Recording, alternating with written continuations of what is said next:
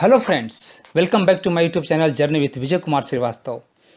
Today we are going to study the topic organic farming and organic food. Before presentation I would like to introduce myself. I am Vijay Kumar Srivastav.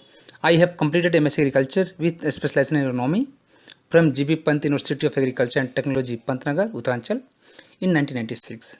So let's move to the presentation. First, to understand what is organic farming. Organic farming is a method of farming system which primarily aimed at cultivating the land and raising crops in such a way as to keep the soil alive and in good health, good condition by use of organic wastes like crop, animal and farm wastes, aquatic waste and other biological materials along with beneficial microbes which are biofertilizers to release nutrients to crop for increased sustainable production in an eco-friendly pollution-free environment. The status of organic farming in India. Organic farming is not new to India. In the Vedas, the earth is referred to as mother and all the elements used in organic farming find a mention in them. Unfortunately, they have ceased to be a part of the present day agriculture system. Yet, even today, many tribal people practice organic farming, though it could be because they cannot afford agrochemicals. However, the fact that their beliefs are strongly linked to their agriculture practices and the use of Earth's diverse resources might also be one of the reasons for not switching over to agrochemicals. In the course of survey, it was found that the percentage of total produce from organic farming is about 1.5%. Organic farming is being practiced in nearly all the states in India. Of all the organic tea produced in India, around 30% is exported and this percentage is increasing every year. On the Karnataka-Kerala border, coffee, tea, pepper, cardamom and other crops are being cultivated by organic farming method. Now we will study how far has organic farming been successful in India. Many farmers have started understanding the drawbacks of agrochemical farming, but there are many impediments, barriers, constraints in the spread of organic farming. There is no marketing system, despite the fact that organic products are tastier and better for health. As per industry reports, India organic food market, which currently sized at 6,000 crores, is anticipated to grow at a CAGR of over 25% during year 2016 to 2021. The organic food industry in India, which is currently in its initial stages of evaluation, is growing at a rapid rate of 25 to 30% year over year. We feel that farmers should get a premium prices. What we offer to farmers is a premium of 10 to 15% over the local mandi price. That is roughly the same they get when they export the product. In India, of the organic produce, roughly 30% is exported, while 70% is marketed along with the normal produce. Since there is no marketing system for these products separately, people are not aware of the difference between organic produce and pesticide ridden ones.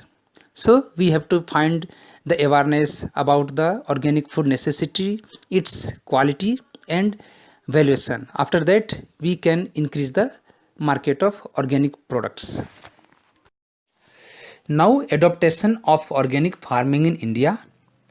First categories of organic farmers are those who are traditionally practicing the organic way of cultivation due to lack of availability of high intensive input resources.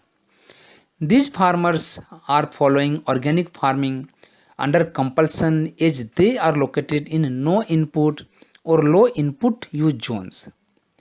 Second category of farmers include certified and uncertified farmers who recently adopted organic farming after understanding the ill effects of conventional agriculture in terms of loss of soil fertility, food toxicity, increased input cost, or decreasing market value.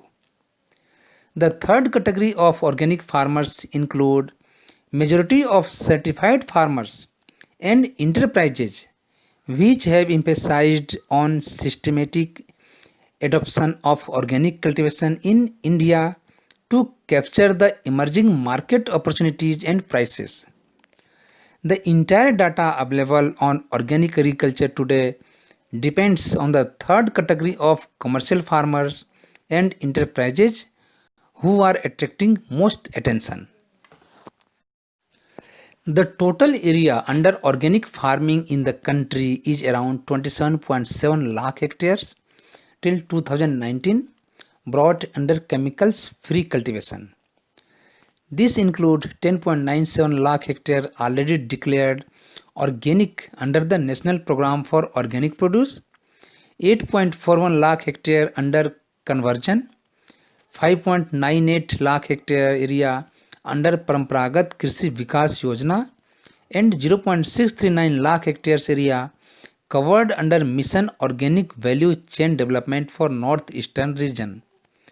The 1.5% of world's farmland area is under organic cultivation.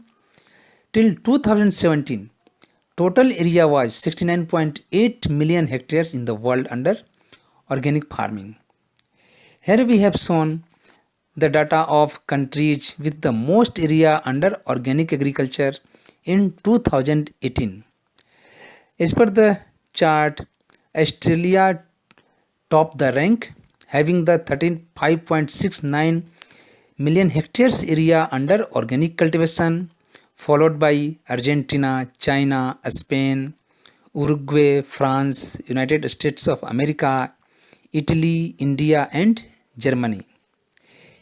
So we can see there is increase in the percent of organic cultivation slowly, and depending on its quality demands for the future, all countries are focusing on development of organic agriculture cultivation. Here we have shown the graphical representation of growth of organic agriculture land and organic share from the period 1999 to 2017. We can see here, since 1999 to 2017, there is significant increase in world's organic cultivation area. In 1999, it was only 11 million hectares area, while in 2017, it has gone up to 69.8 million hectares area under organic cultivation in the world. So we can see there is rise in percentage also.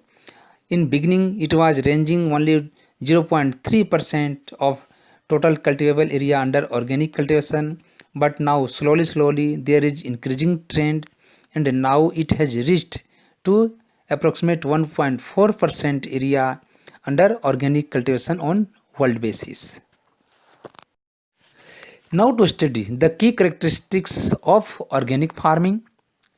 It can be described as protecting the long-term fertility of soils by maintaining organic matter levels, encouraging soil biological activity and careful mechanical intervention, providing crop nutrients indirectly using relatively insoluble nutrient sources which are made available to the plant by the action of soil microorganisms, nitrogen self-sufficiency through the use of legumes and biological nitrogen fixation, as well as effective recycling of organic materials including crop residues and livestock manures.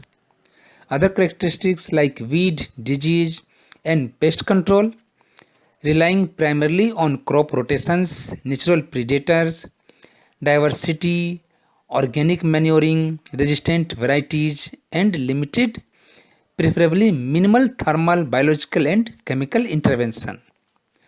The extensive management of livestock, paying full regards to their evolutionary adaptations, behavioral needs and animal welfare issues with respect to nutrition, housing, health, breeding and rearing. After that, careful attention to the impact of the farming system on the wider environment and the conservation of wildlife and natural habitat. In organic farming, natural materials are used. It lays emphasis on soil fertility and plant health. The idea is the healthier the soil, which includes the health of all the soil organisms such as worms and microorganisms, the healthier the plant. In this type of farming, agrochemicals like pesticides and fertilizers are not used, thus, the product is pesticide free. Food and Agriculture Organization FAO suggested that organic agriculture is a unique production management system which promotes and enhances agro-ecosystem health, including biodiversity, biological cycles, and soil biological activity. And this is accomplished by using on-farm agronomic, biological, and mechanical methods in exclusion of all synthetic off-farm inputs. What is the difference between conventional agriculture and organic farming? Compared with conventional agriculture, organic farming uses fewer pesticides, reduces soil erosion, decreases nitrate leaching into groundwater and surface water, and recycles animal wastes back into the farm. These benefits are counterbalanced by higher food costs for consumers and generally lower yields. What is the importance of organic agriculture? The organic industry is one of the fastest growing agricultural segments. Organic farming yields such vital benefits as preservation of soil's organic composition. Organic farmers utilize practices that includes maintain and improve fertility, soil structure and biodiversity, and reduce erosion, reduce the risks of human, animal, and environmental exposure to toxic materials, fine tune farming practices to meet local production conditions, and satisfy local markets. What is the need of organic farming? As the global population began to grow rapidly, the need for a more sustainable approach in food production became more obvious. Unsustainable farm practices geared only towards higher yields put additional pressure on global issues such as climate changes, loss of biodiversity, soil erosion, pollution of the most important natural resources, which is soil and water pollution. So, because of this, there was focus and need of organic farming. Here to study the main principles of organic farming. Organic farming is strictly regulated in each country with a few common principles which can be described as first one, the principle of health, which claims that organic farming is intended to protect and enhance the health of all organisms, which includes soil microorganisms as well as humans. The principle of ecology, which is based on the fact that organic farming should protect and benefit the environment, including landscape, climate, natural habitats, biodiversity, air, water, and soil. Third is the principle of fairness, which aims to provide socially and ecologically appropriate management over environmental resources as well as provide a sufficient supply of quality food and other products. And fourth principle is the principle of care, which stresses precaution and responsibility is the key concern in organic farm management. Now to study the goals of organic agriculture. First goal is better farm income and sustainable livelihood, where increased farm productivity, reduced expenses on imported farm inputs, better income for farmers and reduction of poverty in the rural sector is concerned. Second goal is improved health, where protected health of farmers, consumers, and public in general is concerned. Third goal is environmental protection, enhance soil fertility and farm biodiversity, reduce pollution and destruction of the environment, as well as prevention of further depletion of natural resources is concerned. Fourth goal is disaster risk reduction and resilience to climate change, where improved resiliency to disaster risks and climate change vulnerability caused by human interventions and naturally induced hazards through diversification and less exposure to external inputs. Fifth goal is social injustice, where the meeting the basic material needs and improving standards of living for all, upholding human rights, gender equality, lower standards, and the right to self determination. So, these are the various goals of organic agriculture. What are the advantages of organic farming? First, it reduces human and animal health hazards by reducing the level of residues in the product. It helps in keeping agricultural production at a sustainable level. Organic farming reduces the cost of agriculture production and also improves the soil health and better for environment.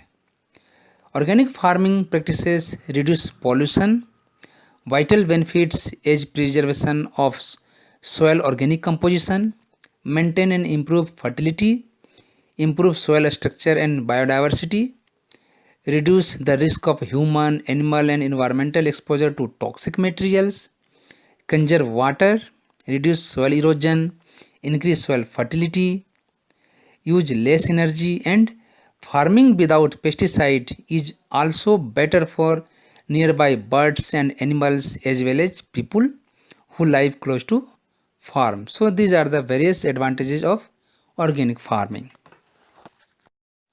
Organic farming is powerful and completely natural farm practices. Organic farmers are true lifesavers who work hard to grow healthy and nutritious crops.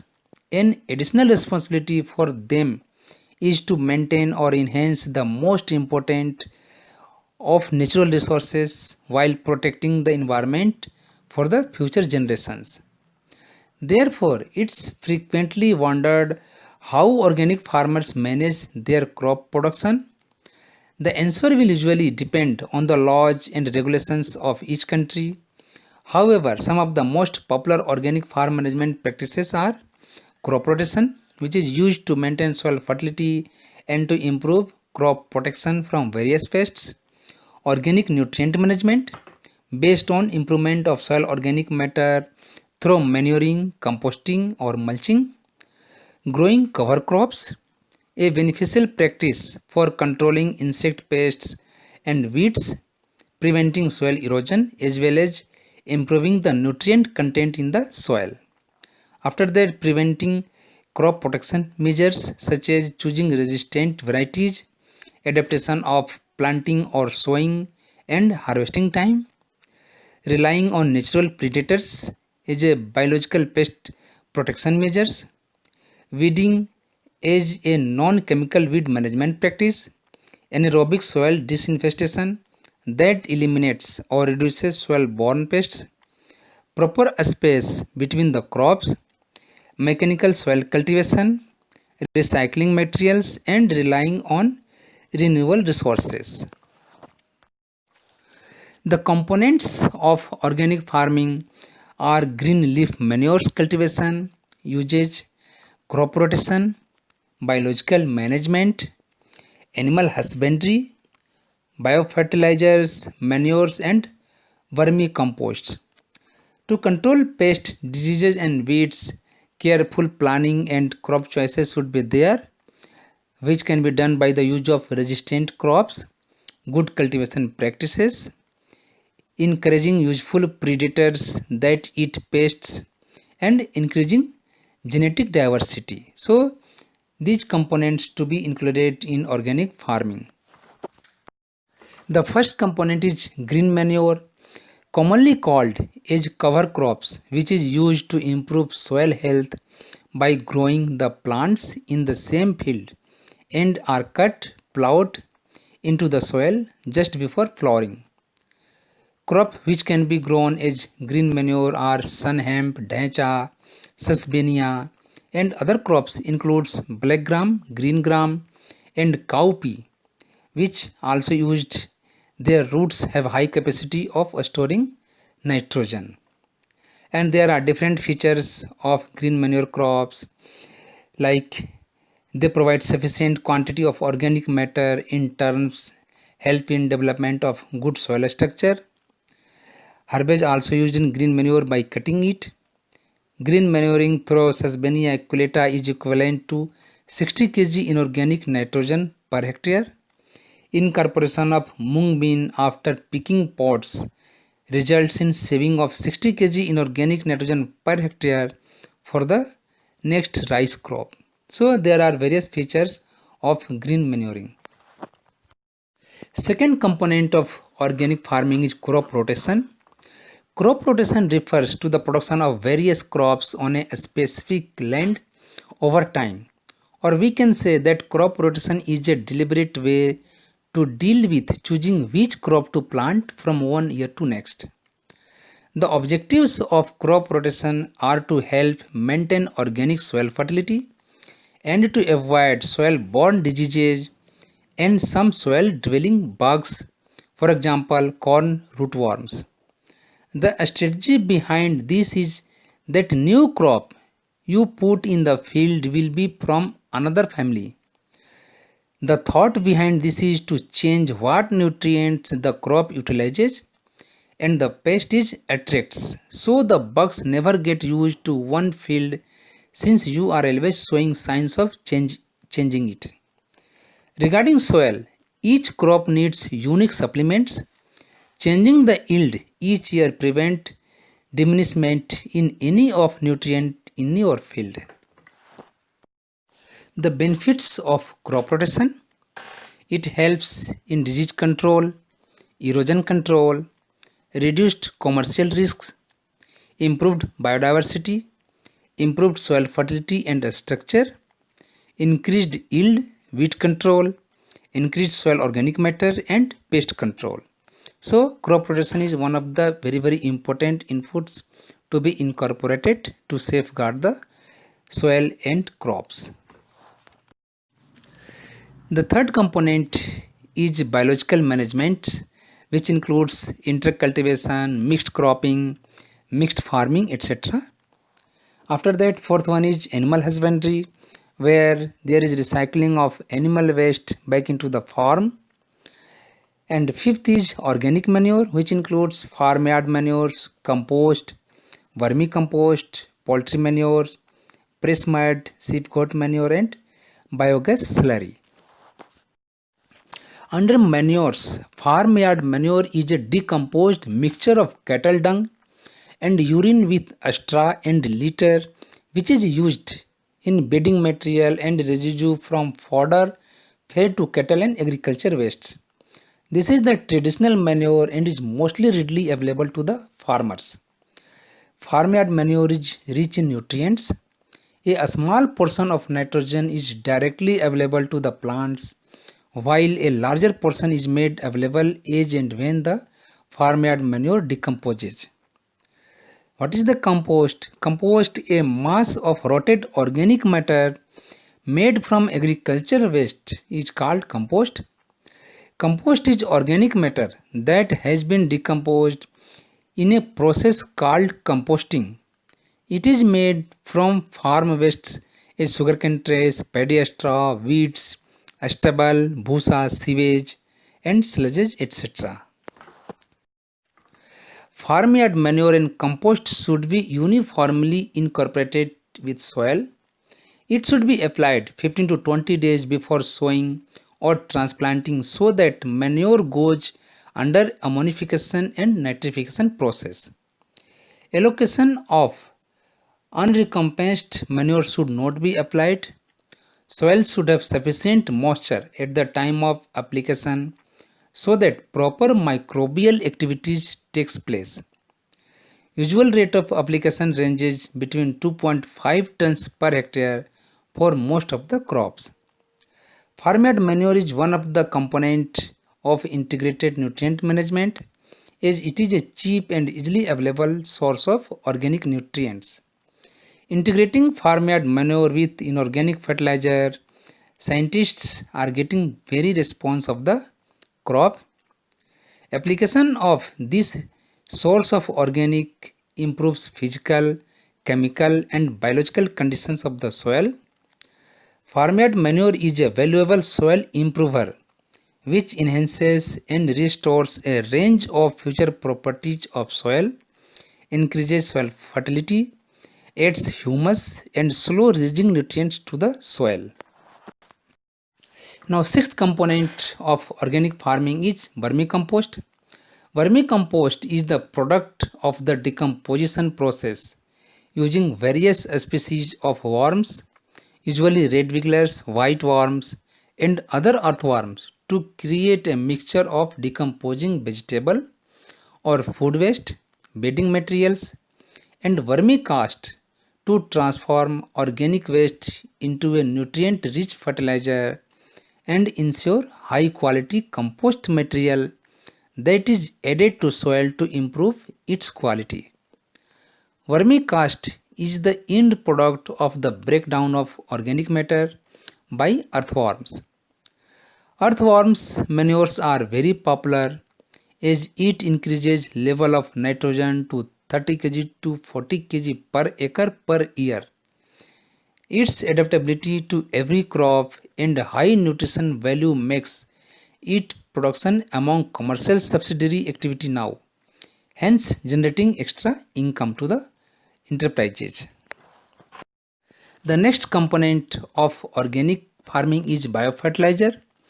Biofertilizer is a substance which contains living microorganisms which, when applied to seed, plant surfaces or soil, colonizes the inside of the plant and advances development by expanding the supply or accessibility of essential nutrient to the host plant. Biofertilizers are not manures. Biofertilizers add nutrients through the natural process of fixing atmospheric nitrogen, solubilizing phosphorus, and stimulating plant growth through the synthesis of growth promoting substances. Utilization of biofertilizers is one of the imperative segments of incorporated nutrient administration as they are financially savvy and renewable resource of plant nutrient to supplement the chemical fertilizer for economical farming. A few microorganisms and their relationship with crop plants are being exploited in the generation of biofertilizers. There are various biofertilizers which are having various roles like azolla, silicate solubilizing bacteria, cyanobacteria, phosphate solubilizing microorganisms, plant growth promoting rhizobacteria, azotobacter and acetobacter. Other biofertilizers are liquid biofertilizer, azospirillum and rhizobium. Rhizobium culture associated with leguminous crop, mainly pea family crops, where almost 50% demand of nitrogen is met by these microorganisms. Rhizobium is a genus of bacteria kingdom and most common known species is Rhizobium leguminosarum. Rhizobium is soil bacteria which, when comes into a symbiotic relation with leguminous plants, can fix atmospheric nitrogen and make it available to plants for their better growth. The advantages of biofertilizers can be defined as soil and plant health. Most biofertilizers comprise of microorganisms that are engaged in the decomposition of organic matter and the breakdown of minerals into a solvent form that is helpful to plants. And second, environmental health. One of the fundamental favorable circumstances of utilizing biofertilizer is to reduce the need of other forms of fertilizer is a large number of which have negative impacts in nature. Other component of organic farming is biopesticides. Biopesticides are sort of pesticides got from such regular materials such as animals, plants, microbes, fungi, virus, and certain minerals. For instance, canola oil and baking soda have pesticidal applications and are considered as biopesticides. Biopesticides are generally less poisonous than regular pesticides. Biopesticides are generally targeting pests and related organisms. On the other hand, traditional pesticides that may also affect creatures, for instance, insects, birds, and mammals. Basically, biopesticides come under three main categories. Like first one, biochemical pesticides, like use of sex pheromones, which are used to trap the insects. After that, microbial pesticides, which comprise of microorganisms like bacterium, fungus, or protogens as active ingredients. Third category of biopesticides are plant incorporated protectants. These are pesticidal substances that plant deliver from hereditary material that has been added to the plant. For instance, researchers can take the gene from the Bt pesticidal protein and bring the gene into the plant's own particular hereditary material. At that point, the plant, rather than the Bt bacterium, makes the substance that kill the pest, the protein and its hereditary material, however, not simply the plant, and it is managed by EPA, Environmental Protection Agency. Now, biological control. Biological control in organic plant protection is a method of controlling insect pests and diseases using other organisms which rely on predation, parasitism, and herbivory, or some other natural mechanisms with active farmers management interactions. It can be an important component of integrated pest management programs, and it is playing important role in organic farming. Now we'll study about organic foods. What is meant by organic foods? Organic food is grown without the use of synthetic chemicals such as human-made pesticides and fertilizers, and doesn't contain genetically modified organisms. Organic food, fresh or processed food produced by organic farming methods. Organic foods are food items produced using processes without synthetics such as chemical fertilizer and pesticides. Inorganic foods, on other hand, use synthetic to produce the finished food products. Now the question arises, does organic mean pesticide free? One of the primary benefits of eating organic is lower level of pesticides. However, despite popular belief, organic farms do use pesticides. The difference is that they only use naturally derived pesticides rather than the synthetic pesticide used on conventional commercial farms. Natural pesticides are believed to be less toxic. However, some have been found to have health risks. That said, your exposure to harmful pesticides will be lower when eating organic. How does one counter pests through organic farming? It has been observed that if the soil is healthy, the pest problem is negligible as compared to soil where agrochemicals are used or where there is low organic matter in the soil. There are a number of organic preparations like neem based and other biological control methods which are used to tackle pests. Now there are various food which are converted to organic standards like fruits and vegetables including mushrooms, grains, legumes, nuts and seeds, dairy products and eggs, livestock feed and meats and poultry. What are the benefits of organic food? Its benefits can be defined as organic produce contains fewer pesticides, organic food is often fresher, Organic food reduces pesticide and chemical residue in soil. Organic farming is better for the environment. Organic food is GMO free. Organic farming encourages biodiversity. Organic farming preserves animal health and welfare.